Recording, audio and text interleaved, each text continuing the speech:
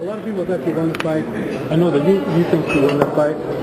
Is that kind of the impetus for you? Well, I mean, fighting Cotto, like I said, it kind of put a charge, like charge up my battery. It just made me know that I really have to go out there and destroy these guys. I can't. Like when I first started, I left no prisoners. I mean, I was 21 over 20 knockouts, and that's the way I worked. And I conducted myself with mentality, and I have to have that mentality when I go in the ring with these guys. I can't, feel sorry for them. I gotta just go out there and destroy.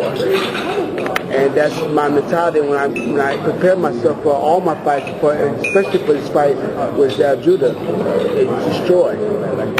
And it's going to be a terrific fight, And I believe Cotto taught me a lot of things too, as far as you don't learn from your mistakes and learn from the things that you do, then you just kind of stay at the same spot. And I learned from the different things I did with the Cotto fight, that I seen that worked for him. I said, oh, okay, I used to do that too. So, I'm going to bring that back. What kind of things are you talking about? Defensively, some things that Cotto did to help enhance his speed. Not so much power, but speed and consistency. That's okay. That's pretty swift with him. And, his foot movement, the way he used to jab and he darted in using his legs, not just his hands, but his legs. So, Cotto did a lot of good things in there. But I know that I'm the more talented and the better fighter. There's just a lot of good things to help him, to get him to my level where I'm at. And I admire and thank him for that. Shane, you've talked about your intention of ultimately trying to get a fight with Mayweather. Obviously Oscar, has taken that September fight with him, and that maybe threw a little monkey wrench into your own plans to get that fight. How can Oscar help you in ultimately landing that fight? If you perform well, if you destroy Zab Judah, it seems like you would be in that position. Have you asked Oscar, hey, you've given this guy 2 super fights, can you help me out in regards to getting this fight for me? Well, this is a fight. The first fight when Mayweather and Oscar had it was an even fight. And I thought Oscar might even edge the fight, that fight. It's almost, Oscar's not really fighting for the money anymore. Although money is important, but he's fighting for the legacy of being able to beat Mayweather, which he believes is hard he can.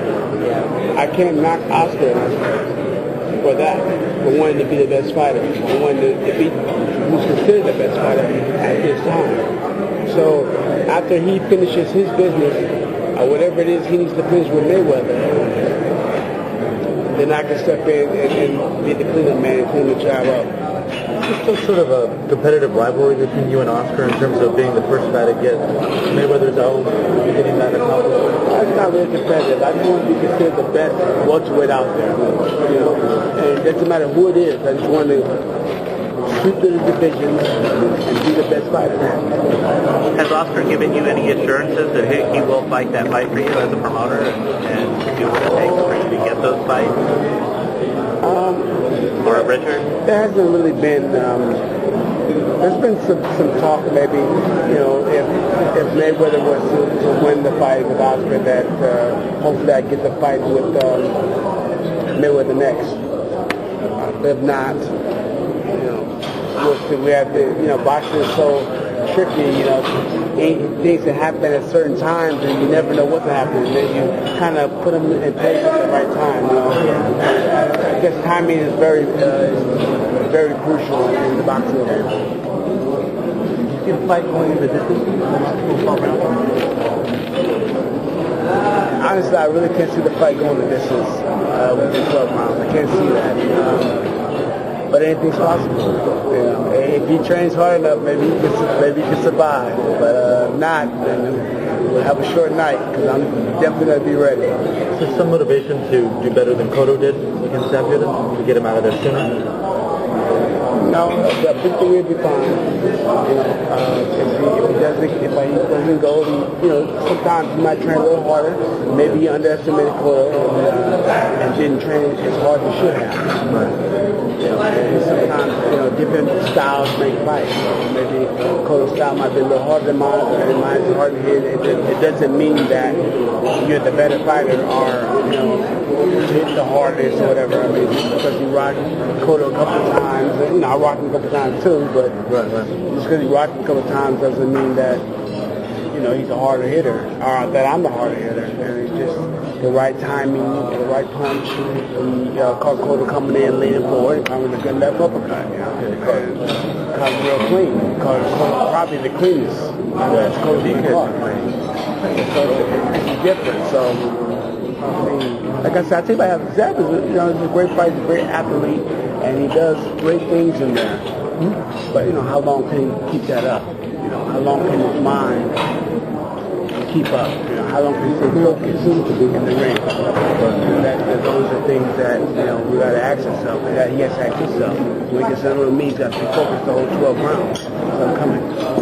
Zab has said stuff along the lines of that in the past years you ducked him. What was your explanation of that? Why didn't you guys fight? I mean, everybody. When I was fighting at lightweight, I jumped right to welterweight, and I guess if you're on the East Coast, you probably don't know, but on the West Coast, we all know that I was going after Andre De La Hoya at the time. And, let's see. Fight Zab Judah, fight Oscar De La Hoya. Zab Judah, Oscar De La Hoya. Which one would you pick? And Oscar really being the harder fighter than Zab Judah, the harder hitter, the harder, that they're really, sharp and, at that time, top of his game, world champion. I mean, he was the guy. If anything, I actually wanted to fight Zab Judah versus Oscar, but I chose to fight the bigger, stronger, the better, at that time, the better person. Oscar De La Hoya. Why do you expect Judah to come at you very hard, very early, given his athleticism? I think that he probably will come at me pretty fast, and I probably come at him pretty fast too as well, because I have a lot of energy, and we're gonna be ready to fight. He probably will, but if he can sustain that type of attack, then it's gonna be the question. We've noticed, like, in previous fights, and kind of what you alluded to up there, being a man, fighting like a man. He's mostly fought when he doesn't fight, like in Mayweather and the Cotto fight. He becomes very undisciplined. I'm sure that's something that you'll take advantage of. I mean, what's your mentality towards that?